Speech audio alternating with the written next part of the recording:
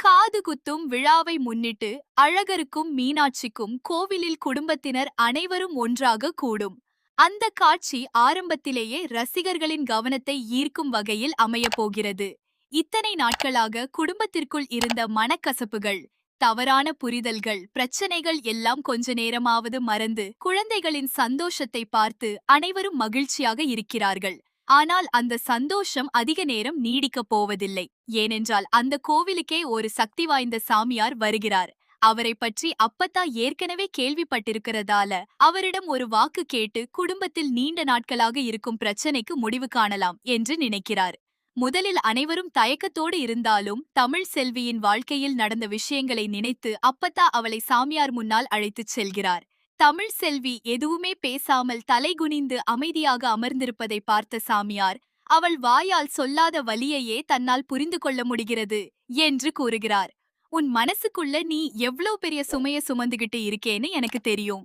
நீ இழந்தது நண்பர்களே. உங்களுக்கும் தமிழ்ச்செல்வி மற்றும் சேதுபதியை பிடிக்கும் என்றா இப்போதே இந்த வீடியோவிற்கு ஒரு லைக் செய்து சேனலை கண்டிப்பா சப்ஸ்கிரைப் செய்யுங்க. சாதாரணமான விஷயம் இல்ல. உன்னோட வாழ்க்கையில இருந்து உனக்கு மிகவும் முக்கியமான ஒன்றை யாரோ பறிச்சிருக்காங்க. அதுக்காக நீ தினமும் உள்ளுக்குள்ள அழுதுகிட்டு இருக்கே என்று சாமியார் சொன்னவுடன் தமிழ் செல்வியின் கண்களில் கண்ணீர் வந்து நிற்கிறது. அவளால் அந்த நேரத்தில் ஒரு வார்த்தை கூட பேச முடியவில்லை.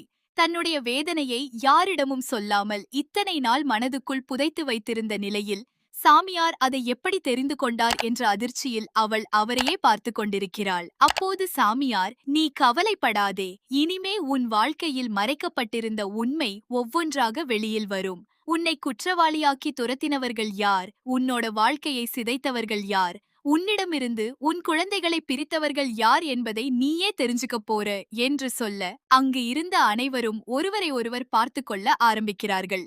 குறிப்பாக ஐஸ்வர்யா, ஈஸ்வரி, சித்ரா மூவரின் முகத்திலும் பதட்டம் தெளிவாக தெரிகிறது. ஏனென்றால் இத்தனை நாட்களாக தாங்கள் மறைத்து வைத்திருந்த விஷயங்கள் வெளியில் வந்துவிடுமோ என்ற பயம் அவர்களுக்குள் உருவாகிறது. அதன் பிறகு சாமியார் 2 வெற்றிலைகளை எடுத்து கொண்டு வரச் சொல்கிறார். அப்பத்தா உடனே வெற்றிலைகளை எடுத்து வந்து தமிழ் செல்வியின் கையில் கொடுக்கிறார். அதை சாமியாரிடரே கொடுத்ததும் அவர் சில மந்திரங்களை சொல்லி அந்த வெற்றிலையில் மை வைச்சு தமிழ் செல்வியை மனதை ஒருமுகப்படுத்தி பார்க்கச் சொல்றாரு.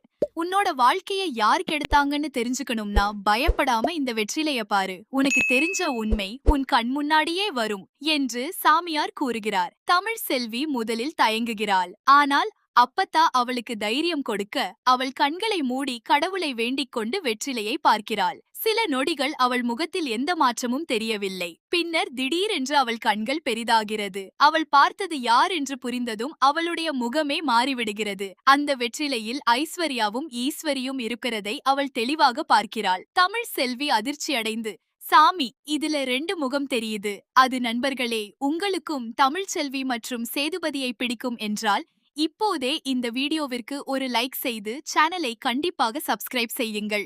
ஐஸ்வர்யாவும் ஈஸ்வரியும் இவங்க 2 பேரா என்று கேட்கிறாள். சாமியார் அமைதியாக, ஆமாம்மா, நீ இவ்வளவு நாள் அனுபவிச்ச வேதனைக்கு பின்னாடி இவங்க 2 பேருடைய செயலும் இருக்கு.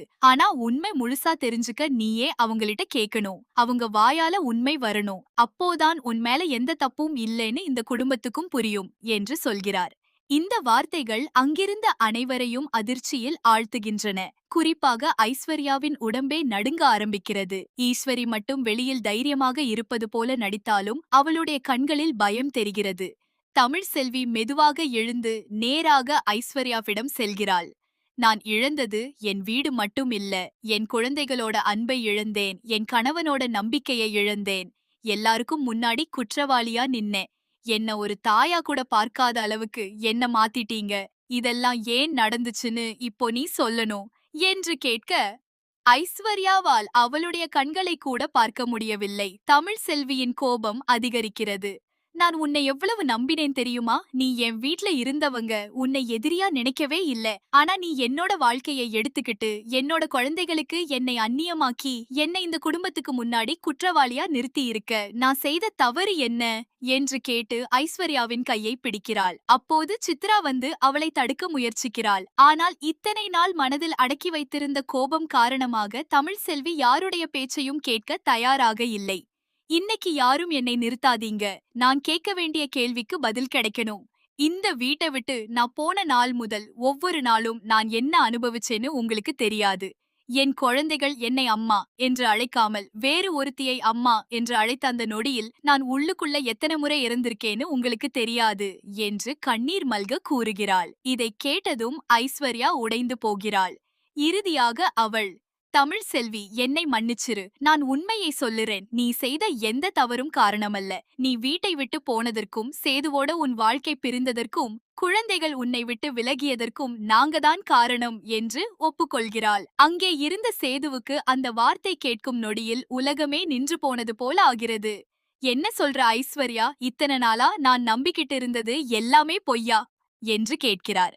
ஐஸ்வர்யா அழுது கொண்டே தமிழ் செல்வியின் போனை பயன்படுத்தி அவளுடைய அப்பாவுக்கு தொலைபேசி செய்து தமிழ் செல்வியின் குரலைப் போலவே பேசி தவறான தகவலை கொடுத்ததுதான் என்று ஒப்புக்கொள்கிறாள். அந்த ஒரு பொய்யான தொலைபேசி அழைப்புதான் குடும்பத்துக்குள் மிகப்பெரிய பிளவை ஏற்படுத்தியதாக அவள் கூறுகிறாள். தமிழ் செல்வியை வீட்டை விட்டு வெளியேற்றுவதற்கான திட்டம் முன்பே போடப்பட்டிருந்தது என்றும் அவளை எல்லோருக்கும் முன்னால் தவறானவளாக காட்ட வேண்டும் என்பதற்காகவே பல விஷயங்கள் திட்டமிட்டு செய்யப்பட்டதாகவும் கூறுகிறாள்.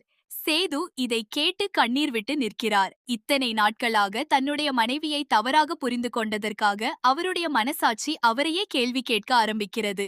ஐஸ்வர்யா இன்னும் ஒரு உண்மையை வெளியில் சொல்கிறா. நான் மட்டும் இதை செய்யல, ஈஸ்வரி ஆண்டிதான் எனக்கு எல்லா வழியையும் சொல்லிக் கொடுத்தாங்க. தமிழ் செல்வியை எப்படியாவது இந்த வீட்டை விட்டு வெளியே அனுப்பணும். அவளை திரும்பி வர முடியாத அளவுக்கு எல்லாருடைய மனசிலும் அவள் மீது சந்தேகம் வரணும். அதுக்காகத்தான் நாங்க எல்லாத்தையும் செய்தோம் என்று கூறுகிறாள்.